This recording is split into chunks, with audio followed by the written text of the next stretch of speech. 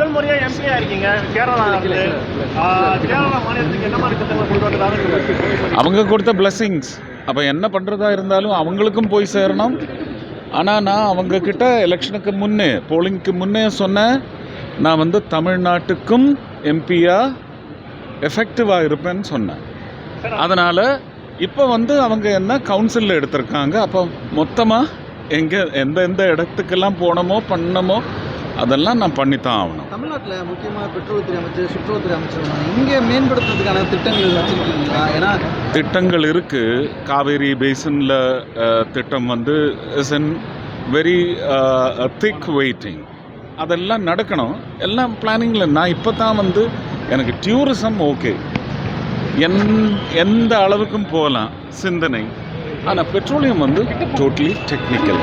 நான் கற்றுக்கிட்டு தான் எது பண்ணக்கூடியது எது பண்ணக்கூடாதது இதெல்லாம் வந்து நான் கற்றுக்கணும் முதல்ல, அதுக்கப்புறம் சொல்கிறேன். இது பொலிட்டிக்கல் சார்ந்த பற்றி. இப்போ வந்து நீட் தேர்வுக்கு வந்து no politics, no politics, no politics, no politics, no politics. அதெல்லாம் அட்மினிஸ்ட்ரேஷன், அதெல்லாம் administrational. If you want to play politics, then you can. But please don't play politics. Nirmala Sitharaman வந்து மாநில அரசு ஒத்துழைப்பு இருந்தால்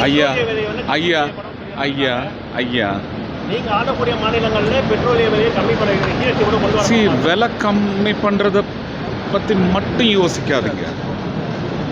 அதுக்கான சரியான வழி அது யோசித்து எப்படி இந்த ஒரு திட்டம் வந்தது, ஆயில் கம்பெனிஸுக்கு எப்படி not on a daily basis இது எப்படின்னு எனக்கு நான் கற்றுக்கிட்டு படித்து வச்சுருக்கேன். நான் விளக்கமாக வந்து சொல்லி எல்லாவரையும் நான் வந்து கற்று வைக்க முடியாது. அப்போ அதுக்கெல்லாம் வழி வந்துடும்னு நினைக்கிறேன். நமக்கு இந்த crude oil, processed oil balance அதையெல்லாம் பற்றி எல்லாரும் புரிஞ்சுக்கிட்டால் இந்த கேள்வியெல்லாம் வராது.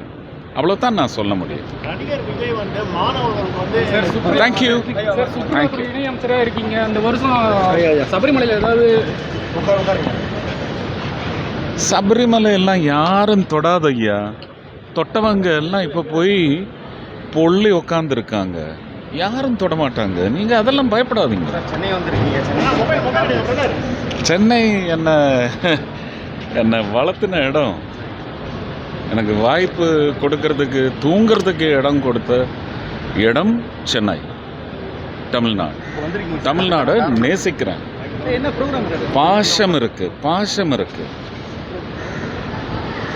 புரிஞ்சுக்கங்க. செய்திகளை உடனுக்குடன் தெரிந்து கொள்ள உடனே சப்ஸ்கிரைப் பண்ணுங்க.